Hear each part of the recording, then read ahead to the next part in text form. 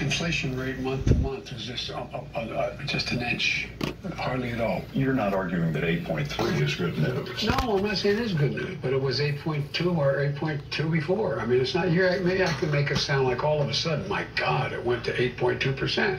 It's the highest inflation rate, Mr. President, in 40 years. I got that. But guess what we are? We're in a position where for the last several months it hasn't spiked. It is just barely, it's been basically even. As the most recent inflation report showed us, prices in this country are not going down anytime soon. And that is not the fault of our government. It's partly due to Russia's war in Ukraine. Before the invasion, Ukraine was one of the biggest exporters of grain in the world. That changed after the war began. And while Ukraine has now begun shipping grain again, the impact is still being felt in a big way. From high prices at the grocery store here in the U.S. to devastating food shortages and even fears of famine around the globe. We're happy to welcome David Miliband, President and CEO of the International Rescue Committee and the former... Now you'll take notice here what they're talking about, which is important, but let's take notice in what they're not talking about pertaining to the oil,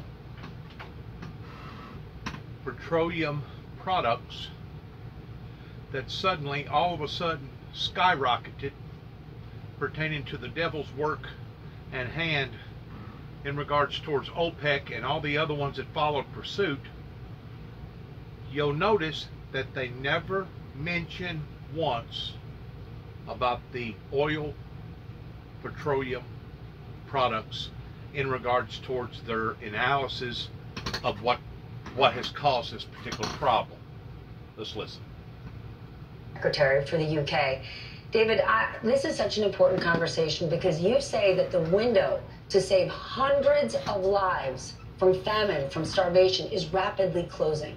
What do we need to know? More than hundreds of lives. The critical thing to understand is that in Somalia, Kenya, and Ethiopia, the three countries in East Africa most exposed to long-term conflict and the short-term impacts both of climate crisis and of the Ukraine. What about Yemen? What about some of the other places in South America and Colombia and Honduras, and what about Libya that was already going through problems basically before the oil jacked itself up the way that it did? What about Cuba? What about Poland that recently just got been hit by another hurricane? We have countries that are literally imploding economically, imploding, and they don't know what to do because they're at their wits' end.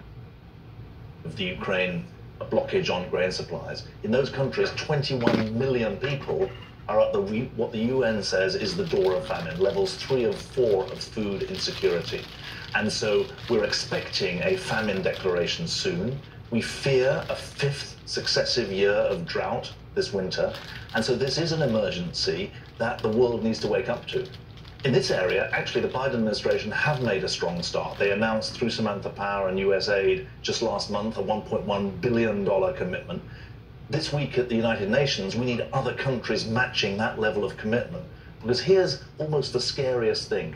In Somalia in 2011, half the people who died before the famine was declared, and 260,000 people died in total. 130,000 died before the famine was declared. So we need action now. Wow. If this war, which it appears to be in Ukraine, continues, where will this go? Well, it's an accelerant of the crisis. On top of conflict, on top of the climate crisis, on top of COVID, which had such a devastating effect, you've now got food prices being pushed up and energy prices being pushed up. The International Rescue Committee, we run malnutrition centers in all those countries. We also see that the prices of everyday goods are going up, not by 8%, but by 30, 40, 50% in markets. And so there is food there, 8%, but by 30. We also see that the prices of everyday goods are going up, not by 8%, but by 30, 40, 50% in market. Prices of everyday goods are going up, not by 8%, but by 30, 40, 50% in markets. And so there is food there, but it can't be accessed by the people. That's the kind of crisis that we're facing. Let's talk about the refugee crisis, because we've been talking about the situation in Ukraine for months now.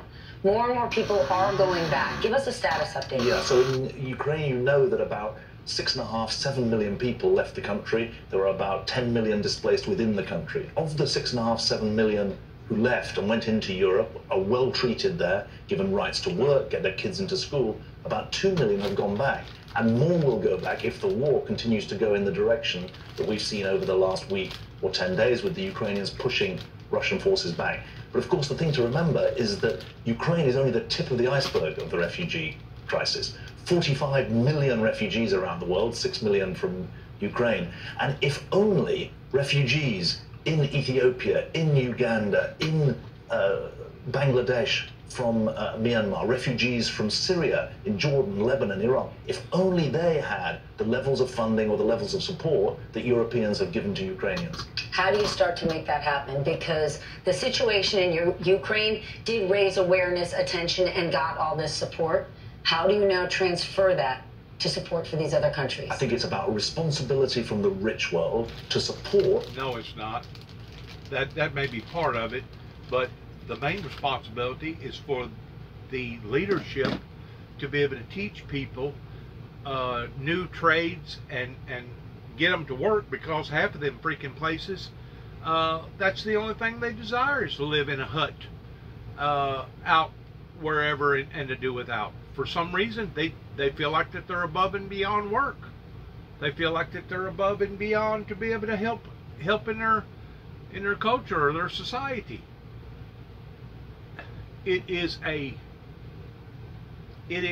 demonic spirit that has caused a resistance movement that a lot of these places have brought upon to themselves. Then again, a lot of them because of unforeseen circumstances that has happened.